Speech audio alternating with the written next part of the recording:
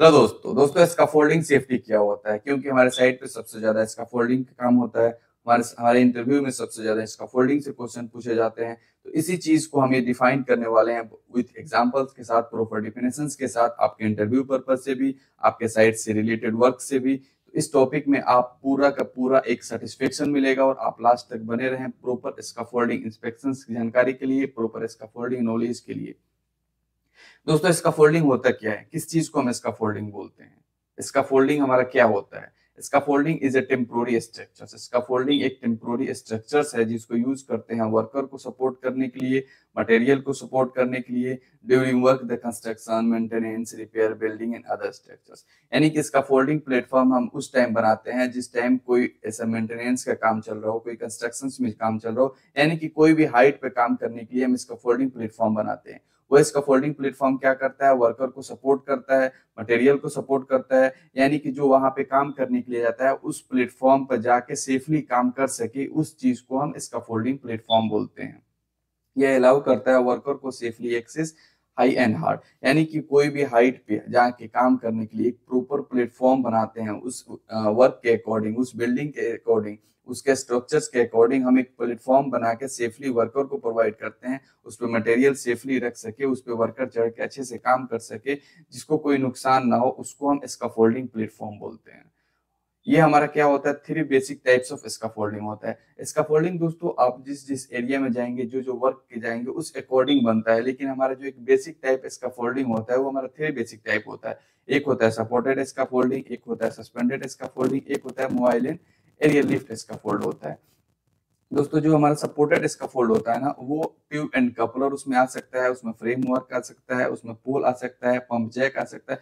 यानी कि जो सपोर्टेड स्कैफोल्डिंग हम उसे बोलते हैं जो एक सपोर्ट से, ग्राउंड सपोर्ट से बनाया जाता है, किसी बिल्डिंग के सपोर्ट से बनाया जाता है, उसको हम सपोर्टेड स्कैफोल्डिंग बोलते हैं। यानी कि उसमें सपोर्टेड स्कैफोल्डिंग के अंदर आपका ट्यूब एंड कपलर स्कैफोल्डिंग क्या होता है? वो भी एक सपोर्टेड स्कैफोल्डिंग है।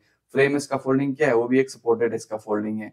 पंप जैक क्या है? वो भी एक सपोर्टेड स्कैफोल्डिंग है। यानी कि सपोर्टेड स्कैफोल्डिंग के अंदर भी बहुत सारे स्कैफोल्डिंग आते हैं जो हम किसी बिल्डिंग के, किसी वर्क से, किसी ग्राउंड के सपोर्ट से एक स्कैफोल्डिंग, एक प्लेटफॉर्म बनाते हैं, उसको हम सपोर्टेड स्कैफोल्डिंग बोलते हैं। जो आप रिजिड लोड मेंबर्स जो होता है, पोल्स, लेग फ्रेम्स, इसके सपोर्ट से स्कैफोल्डिंग हम बनाते हैं। दूसरा हमारा क्या होता है? सस्पेंडेड स्कैफोल्ड होता है। सस्पेंडेड किसको बोलते हैं? जो हमारा प्लेटफॉर्म होता है वो सस्पेंड होता है।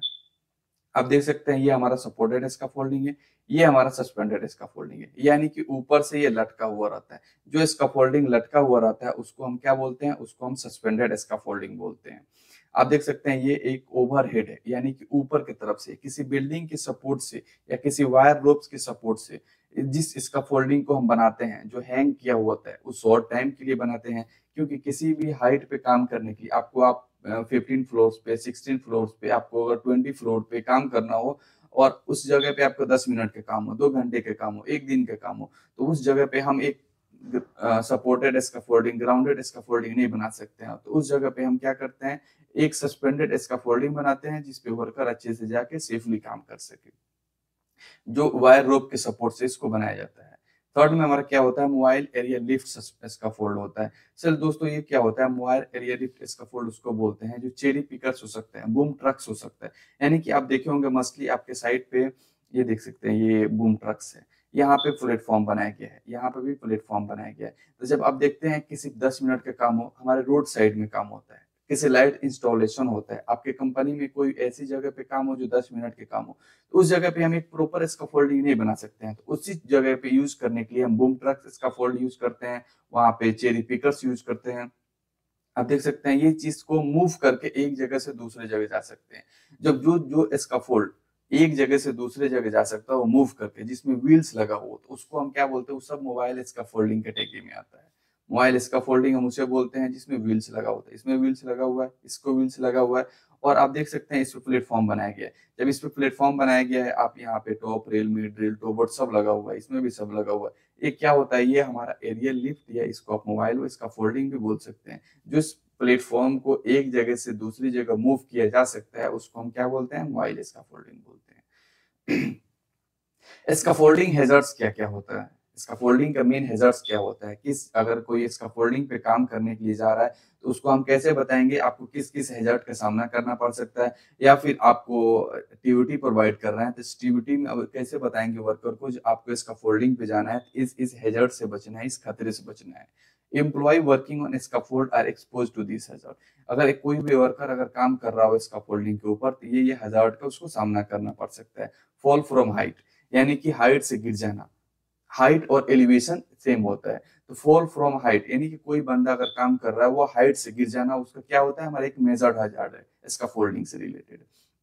यूज बाय स्लीपिंग, वो उसका कारण क्या हो सकता है, वो वर्कर काम कर रहा होता है, वो वर्कर जा रहा होता है, वो स्लीपिंग करके इसका फोल्डिंग के ऊपर से गिर सकता है, ये हमारा क्या होता है, एक हेजॉर्ड हो सकता है। अनसेफ एक्सेस नहीं होना, एक्सेस ना होना, उसकी तरफ गिर जाना, वहां पे आपका लेक ऑफ प्रोटेक्शन, यानी कि फॉल प्रोटेक्शन यहाँ पे नहीं होना। जब फॉल प्रोटेक्शन नहीं होगा तो क्या होगा, बंदा फॉल करेगा ही, गिरेगा ही, यानी कि वहां पे कोई भी प्रोटेक्शन नहीं है, कोई भी सपोर्ट करने वाली चीज नहीं है वहां पे जिससे वर्कर को सपोर्ट मिल सके। तो क्या करता है, जब सपोर्ट नहीं मिलेगा वहां पे एक्सेस से नहीं होगा, वहां पे आपको स्लिपरी कोई भी ऑयल्स, कोई भी पानी कुछ भी गिरा हुआ है जिसके चलते वर्कर गिर सकता है, यहाँ पे कोई भी कचरा लगा हुआ है उसके चलते वर्कर गिर सकता है। तो ये क्या हमारा क्या इलेक्ट्रिक वो स्कैफोल्डिंग हैजर्ड्स है। आप देख सकते हैं यहाँ पे प्लेटफॉर्म सही नहीं है, जब प्लेटफॉर्म से नहीं है वर्कर जा रहा है, ये टूट गया और नीचे गिर गया, इसके हाथ में पूरा टूल्स मटेरियल सब है, ये क्या हमारा एक स्कैफोल्डिंग हैजर्ड है।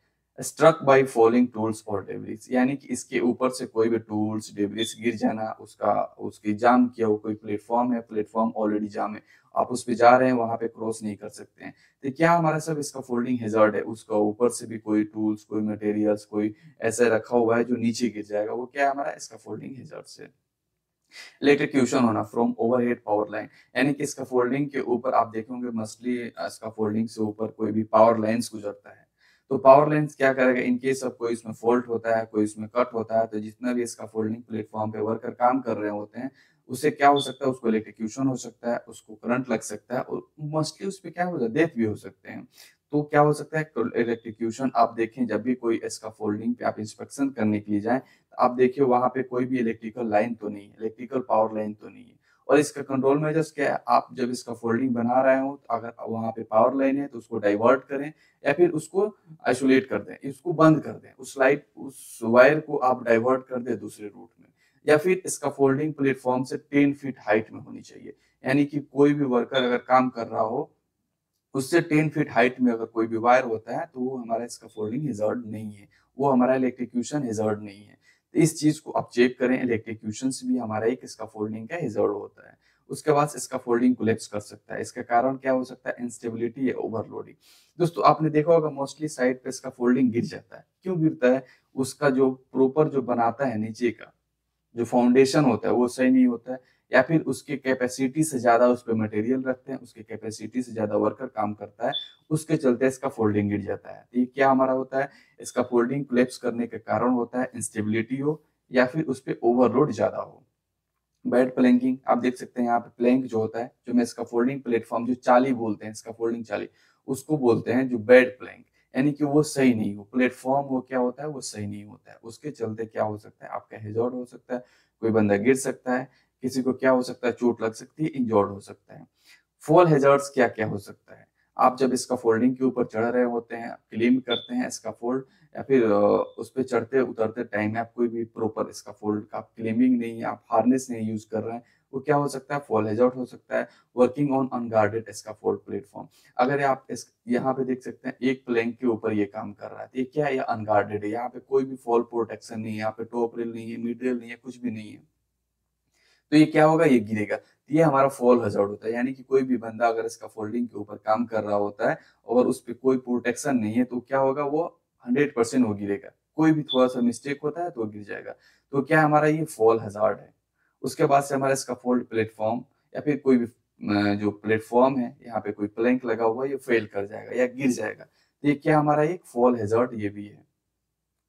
उसके बाद से कोई भी वर्कर अगर 10 फीट हाइट पे काम कर रहा होता है, if a worker working on scaffold can fall more than 10 feet, protect them by, यानी कि अगर कोई भी वर्कर जो है हमारा हाइट पे काम कर रहा होता है, जब हाइट पे काम कर रहा होता है वो 10 फीट हो सकता है, 20 फीट हो सकता है, 50, मतलब कोई भी हाइट पे काम कर रहा होता है, उसको उसको हम कैसे प्रोटेक्ट कर सकते हैं, उसको हम कैसे बचा सकते हैं, उसका कंट्रोल मेजर्स क्या होता है, वहां पे हम गार्ड रेल प्रोवाइड करेंगे। गार्ड रेल क्या होता है, ये हमारा होता है, ये हमारा स्कैफोल्डिंग है, ये प्लेटफॉर्म है, और प्लेटफॉर्म के ऊपर 2 गार्ड रेल लगा हुआ है, ये हमारा मिड रेल है, ये हमारा टॉप रेल है।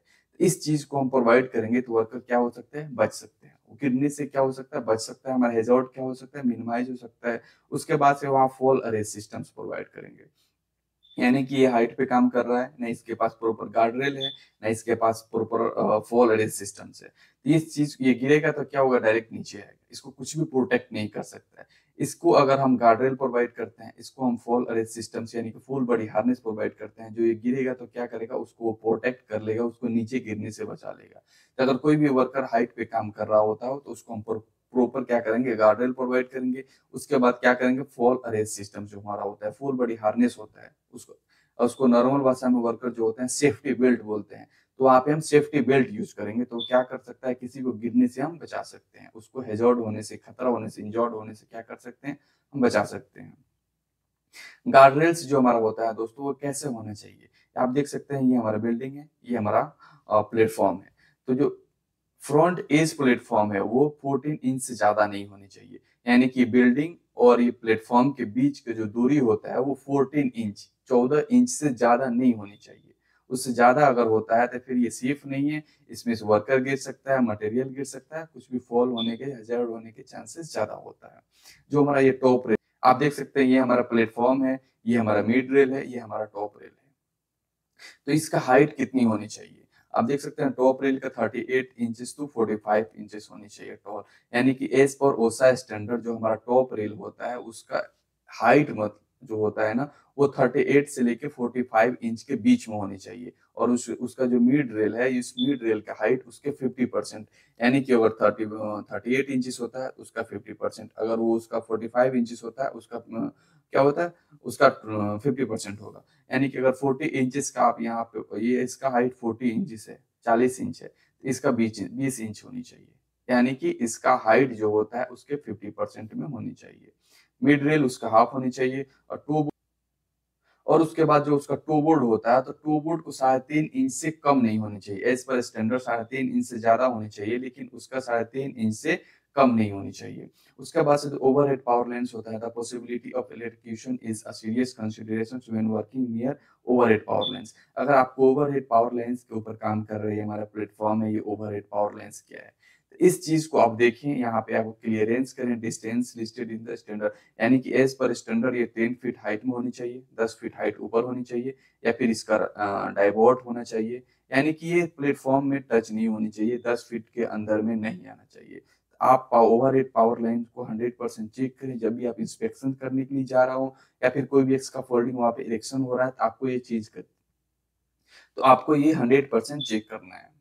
उसके बाद से दोस्तों ऐसे देखेंगे, उसके बाद दोस्तों हम एक स्कैफोल्डिंग सपोर्ट के एग्जांपल से देखेंगे। ये हमारा क्या हो सकता है, आप देखें, ये हमारा स्कैफोल्डिंग सपोर्ट है, ये भी हमारा स्कैफोल्डिंग सपोर्ट है, लेकिन ये दोनों के बीच में एक जमीन आसमान के बीच का फर्क है। यानी कि जब भी आप कोई भी स्कैफोल्डिंग प्लेटफॉर्म बन रहा हो, उसके इंस्पेक्शन करने के लिए जा रहा हो, या फिर आप वहां पे मौजूद हो, तो आपको क्या क्या चेक करना है, वो कैसे होने चाहिए।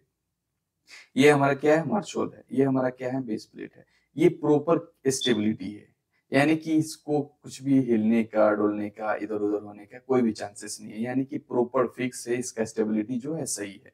ये क्या है, गुड सपोर्ट इसका फोल्ड है। लेकिन इस आप देख सकते हैं इनएडेक्वेट सपोर्ट, आप देख सकते हैं, ये भी हमारा इसका फोल्ड प्लेटफॉर्म है, लेकिन अब यहाँ पे ब्लॉक रखा गया है और यहाँ पे 2-3 लकड़ी का टुकड़ा रख के प्लेटफॉर्म बना दिया गया है हाइट मेंटेन करने के लिए। तो ये क्या है, हमारा शॉर्ट कट है। जब शॉर्ट कट है, थोड़ा सा भी कुछ भी अगर मटेरियल हो या बंदे या कोई भी वर्कर इधर से इधर होगा, तो ये क्या हो सकता है, कोलैप्स होने के चांसेस ज्यादा होता है।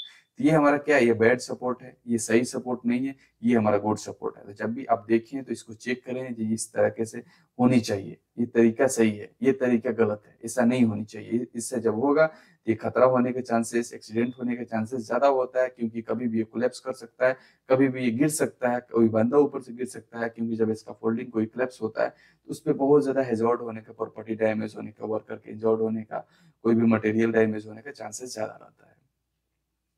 इसका फोल्ड प्लेटफॉर्म कंस्ट्रक्शन साइट में इसका फोल्ड प्लेटफॉर्म कैसा होना चाहिए, वो फुली प्लैंक्ड होने चाहिए, check with no more than 1 inch gap. यानी कि आप देख सकते हैं, कोई भी इसका फोल्ड प्लेटफॉर्म होता है, ये यहाँ पे एक एक प्लेटफॉर्म है, ऐसा नहीं होनी चाहिए।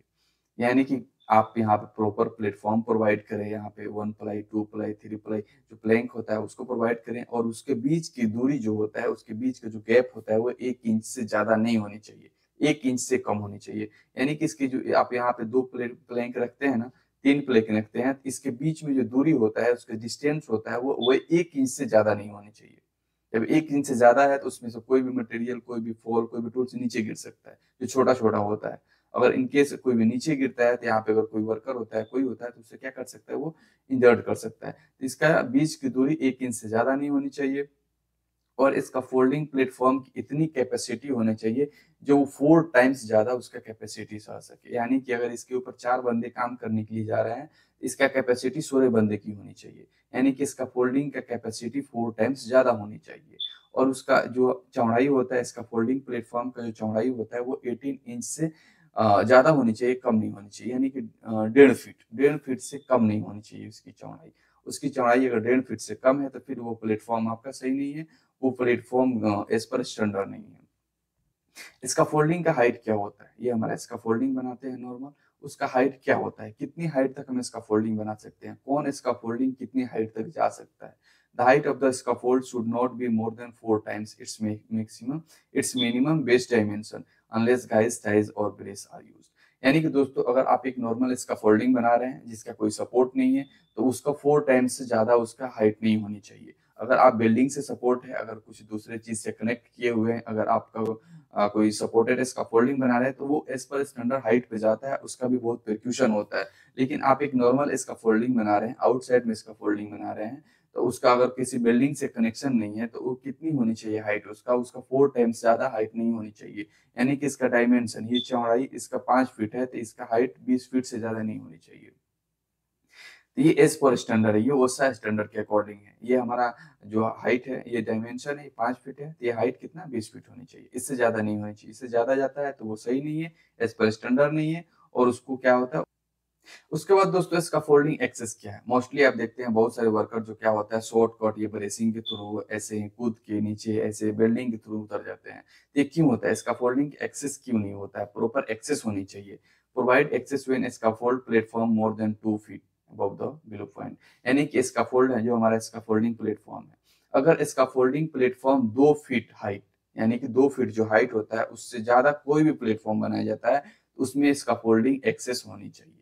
यानी कि 2 फीट से हाइट से ज्यादा कोई भी प्लेटफॉर्म बनता है, उस पे एक्सेस प्रॉपर होनी चाहिए।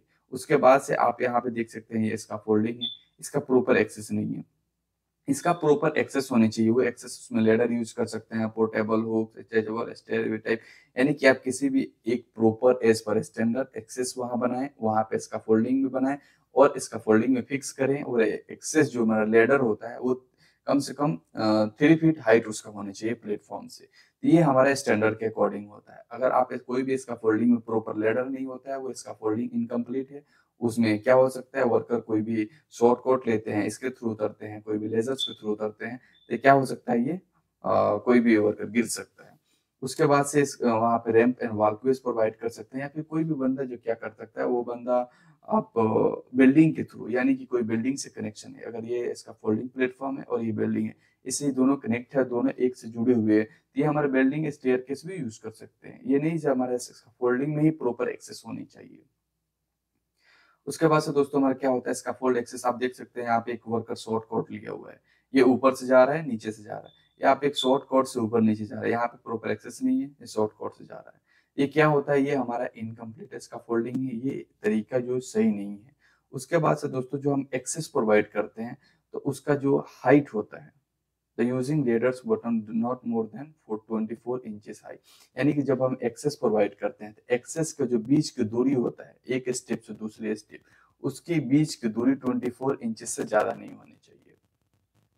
Can access from the another scaffold structure और आप वहां पे होस्ट वगैरह का लिफ्ट जिसको बोलते हैं उसको यूज कर सकते हैं एक्सेस के थ्रू। यानी कि वहां पे अगर बिल्डिंग से सपोर्टेड है या फिर दूसरा एक्सेस, यानी कि एक प्रॉपर सेफ एक्सेस आप कोई भी स्कैफोल्डिंग पे चढ़ने के लिए यूज कर सकते हैं, शॉर्टकट नहीं ले सकते हैं। जैसे कि ये बंदा लेके काम कर रहा है, ये बंदा ऊपर चढ़ रहा है, नीचे चढ़ रहा है एक लेजर्स के थ्रू, अगर थोड़ा सा भी इसको चूक होता है, हाथ फिसलता है, तो ये डायरेक्ट नीचे गिरेगा, तो ये क्या होगा, इंजर्ड हो जाएगा, इसको खतरा हो सकता है, इसको डैमेज हो सकता है, इसका सर फाट सकता है। Suspension of scaffolding. Platform suspended by ropes, wires, rope must be capable supporting 6 times the load. यानी कि दोस्तों हम एक सस्पेंडेड स्कैफोल्डिंग बनाते हैं, ऑलरेडी हम लोगों ने डिस्कस कर चुके हैं। तो सस्पेंडेड स्कैफोल्डिंग तो उसको जो सपोर्ट करता है, उसका जो वायर लगा होता है, ये जो वायर लगा हुआ है, ये सस्पेंड किया हुआ है, इसकी कैपेसिटी कितनी होनी चाहिए, 6 टाइम्स ज्यादा। यानी कि इस पे अगर बंदा 2 काम कर रहे हैं, तो इसकी कैपेसिटी 12 बंदे की होनी चाहिए। इस पे अगर 12 बंदे भी आ जाए तब भी वो ना टूटे, कितनी उसकी कैपेसिटी होनी चाहिए। वहां पे ट्रेन एम्प्लॉय होनी चाहिए जो हैजर्ड को आइडेंटिफाई कर सके, वो सिक्योर टाई टू प्रिवेंट स्वेविंग।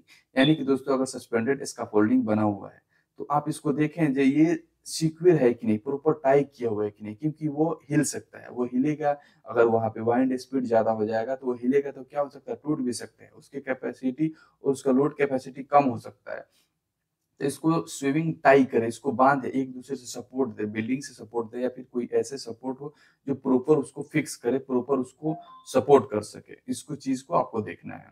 उसके बाद से device must on the supported 4 times the load. इसका जो प्लेटफॉर्म है ये 4 टाइम्स उसका कैपेसिटी लोड होनी चाहिए। इसका जो प्लेटफॉर्म का सपोर्ट 4 टाइम्स होनी चाहिए, वायर का सपोर्ट 6 टाइम्स होनी चाहिए। कॉम्पिटेंट पर्सन वहाँ पे होने चाहिए, वहाँ पे कोई भी बंदा काम कर रहा हो तो फुल बॉडी हार्नेस वहाँ पे यूज करना चाहिए। जो कोई भी बंदा अगर फॉल करता है तो उसको क्या कर सके, उसको सपोर्ट करे, उसको गिरने से बचाए। उसके बाद दोस्तों स्कैफोल्डिंग इंस्पेक्शन क्या होता है। कॉम्पिटेंट पर्सन जो हमारा होता है वो स्कैफोल्डिंग का इंस्पेक्शन करना चाहिए। Inspect all scaffolding visual defect before each shift and after any alternation. यानी कि कोई भी शिफ्ट अगर स्टार्ट होता है, आपका जो ड्यूटी स्टार्ट होता है, या फिर कोई स्कैफोल्डिंग में कोई चेंजेस आया हुआ है, कोई स्कैफोल्डिंग इरेक्शन डिसमेंटल या फिर कोई इसमें चेंजेस आया हुआ है, तो वो वहाँ पे 100% एक कॉम्पिटेंट पर्सन के थ्रू स्कैफोल्डिंग का इंस्पेक्शन होनी चाहिए। वो स्कैफोल्डिंग इंस्पेक्शन स्कैफोल्डर सुपरवाइजर हो सकता है, स्कैफोल्डर इंस्पेक्टर हो सकता है। वहाँ पे जो एक रिस्पॉन्सिबल पर्सन है उसके थ्रू ये स्कैफोल्डिंग इंस्पेक्शन होनी चाहिए। और जो डिफेक्टिव पार्ट्स, ये टूटा हुआ डैमेज पार्ट्स है, उसको चेंज करें, उसको रिपेयर करें इमीडिएटली। उसके बाद ही कोई शिफ्ट स्टार्ट करे, उसके बाद कोई बंदा उस पर चढ़े काम करने के लिए। स्कैफोल्डिंग इरेक्शन क्या होता है। जब ये स्कैफोल्डिंग इरेक्शन होता है तो उसमें हम किस किस चीज को देखेंगे, किस किस चीज को फॉलो करेंगे, उसमें कौन सी पर्सन होनी चाहिए। स्कैफोल्ड जो होता है can only be erected, move, dismantle, alter under the supervision of a competent person. यानी कि जब स्कैफोल्डर जाता है स्कैफोल्डिंग इरेक्शन करने के लिए, स्कैफोल्डिंग डिसमेंटल करने के लिए, तो वहां पे एक कॉम्पिटेंट पर्सन होनी चाहिए जो उस चीज को सुपरविजन कर सके, वर्कर को, स्कैफोल्डर को प्रॉपर ट्रेन कर सके, उसको बताएं इस कैसे किस चीज को वहां से रिमूव करना है, कैसे उसको हटाना है। क्योंकि जब एक ट्रेन पर्सन, एक कॉम्पिटेंट पर्सन वहां रहता है तो किसी चीज को सेव करने के और उस चीज को प्रॉपर मेंटेन करने के लिए ज्यादा चांसेस रहता है। अगर कोई भी अनऑथराइज पर्सन, अगर कोई भी अनट्रेन्ड पर्सन जाता है, वहां पे प्रॉपर सुपरविजन नहीं होता है, तो वो गिर सकता है, स्कैफोल्डिंग मटेरियल गिर सकता है, स्कैफोल्डिंग ऊपर से खोलने के बजाय नीचे से खोलने स्टार्ट कर देगा, तो क्या कर सकता है, वो कोलैप्स कर सकता है, खोलने से पहले बीच में कोलैप्स कर सकता है। वो competent person select directs these workers and determines the feasibility of fall protection। अगर कोई भी वर्कर जा रहे हैं डिसमेंटल करने के लिए, इरेक्शन करने के लिए, यानी कि स्कैफोल्डिंग बनाने के लिए या फिर स्कैफोल्डिंग हटाने के लिए, तो वो क्या कर सकता है, वहां पे एक आपको फॉल प्रोटेक्शन भी होनी चाहिए। जो उसका फोल्डर जो है वो कैसे फॉल प्रोटेक्शन से बच सकते हैं, उसको किस कौन कौन सी हम प्रोवाइड करेंगे तो आपको वहां पे बच सकता है। वो क्या कर सकता है, वो इस फॉल को, हेजर्ड को मिनिमाइज कर सकता है। तो वहां पे फुल बॉडी हार्नेस होनी चाहिए, प्रॉपर प्रोटेक्शन होनी चाहिए, प्रॉपर प्लेटफॉर्म होनी चाहिए। उसके बाद से ट्रेनिंग रिक्वायरमेंट क्या क्या होता है। Train employ on scaffold hazards procedures to can control the hazards. यानी कि जो वर्कर अगर जा रहे हैं काम करने के लिए तो उसको ट्रेन करें, उसको प्रोसीजर बताएं किस प्रोसीजर से जाना है, उसको प्रॉपर ट्रेनिंग प्रोवाइड करें, फॉल प्रोटेक्शन से कैसे बचता है, उधर कोई इलेक्ट्रिकल हैजर्ड्स तो नहीं है, उधर कोई स्कैफोल्डिंग प्लेटफॉर्म जब आप खोल रहे हैं, जब डिसमेंटल कर रहे हैं तो मटेरियल को किधर रखना है, कहीं फेंकना नहीं, ये सब चीज को वर्कर को बताएं। उसके बाद ट्रेन मस्ट इंक्लूड उसमें इलेक्ट्रिकल फॉल ऑब्जेक्ट्स हैजर्ड्स, इस सब चीज को बताएं, फॉल हैजर्ड्स के बारे में बताएं, इलेक्ट्रिकल के बारे में सबको बताएं, हाउ टू डील, अगर कोई भी इलेक्ट्रिकल इमरजेंसी होता है, इलेक्ट्रिकल वायर होता है, उसको कैसे डील करेंगे, उसको कैसे फॉल प्रोटेक्शन, उससे कैसे बचाएंगे, इलेक्ट्रिकल सेफ्टी के बारे में वर्कर को बताएं, proper use of scaffold load capacity, यानी कि स्कैफोल्डिंग लोड कैपेसिटीज के बारे में बताएं, स्कैफोल्डिंग का लोड क्या है, उसका कितने कैपेसिटी है, क्योंकि हम लोगों ने डिस्कस किया है 4 टाइम्स उसका कैपेसिटी ज्यादा होनी चाहिए। तो उसका कोई भी प्लेटफॉर्म अगर बना रहा है तो उसको बताएं जी इसकी कैपेसिटी, कितने बंदे काम करने के लिए जा रहे हैं, इसकी कैपेसिटी क्या है, लाइट है, मीडियम है, हाई, इसका कौन ड्यूटी में है, उसके अकॉर्डिंग आप स्कैफोल्डिंग प्लेटफॉर्म को बनाएं। यानी कि एक वर्कर को, स्कैफोल्डर को प्रॉपर ट्रेन करें, प्रॉपर उसको बताएं कि कैसे इस वर्क को करना है। उसके बाद से हम देखेंगे स्कैफोल्डिंग का मेन हैजर्ड्स क्या क्या होता है और किस हैजर्ड्स को हम अवॉइड कर सकते हैं, फॉल फ्रॉम हाइट या फॉल फ्रॉम एलिवेशन, हाइट से गिरने का, हाइट पे कोई मटेरियल फॉल करने का, ये सबसे बड़ा हैजर्ड हमारा होता है। बैड प्लैंकिंग, प्लैंक सही नहीं होना, यानी कि जो हमारा ये स्कैफोल्डिंग प्लैंक होता है ये बैड प्लैंक होता है, यानी कि खराब प्लैंक होता है, ये टूटा हुआ प्लेटफॉर्म पे, सड़ा हुआ प्लेटफॉर्म पे, या फिर इसमें गैप है तो क्या कर सकते हैं, हमारा हैजर्ड कर सकता है, खतरा कर सकता है। इसका फोल्डिंग कोलैप्स आपने पहले ही हम लोगों ने डिस्कस कर चुके हैं, इसका फोल्डिंग कोलैप्स ये हमारा क्या है, हैजर्ड है। इसका फोल्डिंग कोलैप्स कब कर सकता है, इंस्टेबिलिटी हो या फिर उसमें ओवरलोड ज्यादा हो, यानी कि इसका फोल्डिंग का फाउंडेशन नहीं है, प्रॉपर फिक्स नहीं है, या फिर उस पर बंदे ज्यादा काम कर रहे हैं, उस पर मटेरियल ज्यादा रखा रहा है, तो क्या होता है इसका फोल्डिंग उस टाइम वो कोलैप्स कर सकता है। Getting struck by falling object और टूल, यानी कि कोई भी इसके ऊपर से ऑब्जेक्ट गिर सकता है, कोई टूल्स गिर सकता है, कोई डेब्रिस गिर सकता है, कोई कचरा गिर सकता है, कोई काम करने की जो हमारा होता है, जो टूल्स होता है, जो हम इक्विपमेंट यूज करते हैं, वो क्या कर सकता है, गिर सकता है। इलेक्ट्रिक्यूशन हो सकता है, यानी कि कोई भी इधर इलेक्ट्रिक वायर नहीं हो, वायर इलेक्ट्रिक वायर केबल नहीं हो, क्योंकि जब भी ये इलेक्ट्रिक वायर केबल होगा तो कोई भी बंदा अगर काम कर रहा होता है, इसका फोल्डिंग अगर उसमें करंट फैलता है, तब जितना भी इसका फोल्डिंग पे बंदा टच करता है वो सबको इलेक्ट्रिक्यूशन हो सकता है, सबको इलेक्ट्रिकल हैजर्ड्स हो सकता है। इस चीज को आपको फॉलो करना है। और हमारा इसका फोल्डिंग का एक समरी क्या हो सकता है, एक जो हमको याद करना है, जो हमको रिमेम्बर हमारे माइंड में 100% होने चाहिए जब आप साइट पे होते हैं, तो use appropriate scaffold construction method, यानी कि जब आप स्कैफोल्डिंग इरेक्शन होता है, स्पेशली जो हमारा सेफ्टी रिप्रेजेंटेटिव जाता है स्कैफोल्डिंग चेक करने के लिए, तो उसको एक कंस्ट्रक्शन मेथड होता है, तो उस मेथड से स्कैफोल्डिंग बन रहा है, नहीं बन रहा है या नहीं, उसको चेक करना है। Erect move alter scaffold properly, अगर कोई भी स्कैफोल्डिंग बना रहा है, कोई भी उसको मूव कर रहा है, एक जगह से दूसरे जगह लेके जा रहा है, या फिर उसको अल्टर यानी कि डिसमेंटल कर रहा है या फिर इरेक्शन कर रहा है, तो वो प्रॉपर्ली होनी चाहिए। प्रोटेक्ट फ्रॉम फॉलिंग ऑब्जेक्ट्स और टूल, यानी कि फॉलिंग ऑब्जेक्ट्स कोई भी उसका फॉलिंग के ऊपर से या फिर कोई भी टूल्स उसको प्रोटेक्ट करना है, इंश्योर करना है स्टेबल एक्सेस, यानी कि कोई भी एक्सेस हो जिसके रास्ते से हम जा सकते हैं, आ सकते हैं, वो एक्सेस को आपको इंश्योर करना, वो स्टेबल होनी चाहिए, वहाँ पे कॉम्पिटेंट पर्सन होनी चाहिए। Train scaffold constructions and hazard involve the scaffold, आप जब भी स्कैफोल्ड में या कोई भी स्कैफोल्डिंग बनता है तो वहाँ पे जो कंस्ट्रक्शंस एंड हैजर्ड्स जो होता है इन्वॉल्व होता है स्कैफोल्डिंग से रिलेटेड, उसको आप डिस्कस करें, वर्कर से डिस्कस करें, वर्कर को इसके बारे में ट्रेनिंग दें। इंस्पेक्ट स्कैफोल्ड जो हमारा होता है स्टार्ट होने से पहले या फिर कोई भी अल्टरनेशन होने से पहले, कोई भी चेंजेस होने से पहले स्कैफोल्डिंग को इंस्पेक्शंस करना लाजिम है, जरूरी है। ये कंपिटेंट पर्सन के थ्रू, वो इसका फोल्डर इंस्पेक्टर हो सकता है, वो इसका फोल्डर सुपरवाइजर हो सकता है, वो इसका फोल्डर फोरमैन हो सकता है, किसी भी एक जो सुपरविजन होनी चाहिए, और कोई भी एक कंपिटेंट पर्सन के थ्रू इसका इंस्पेक्शन होनी चाहिए। डिटरमाइन फॉल प्रोटेक्शन वहाँ पे होनी चाहिए। तो दोस्तों ये था हमारा इसका फोल्डिंग सेफ्टी से रिलेटेड ये हमारा वीडियो था, और उम्मीद करते हैं आपको ये वीडियो अच्छा लगा होगा, और आप अभी तक हमारे साथ बने हुए हैं तो इस चैनल को सब्सक्राइब करें, फॉलो करें, अपने दोस्तों के पास शेयर करें। ओके दोस्तों, थैंक यू।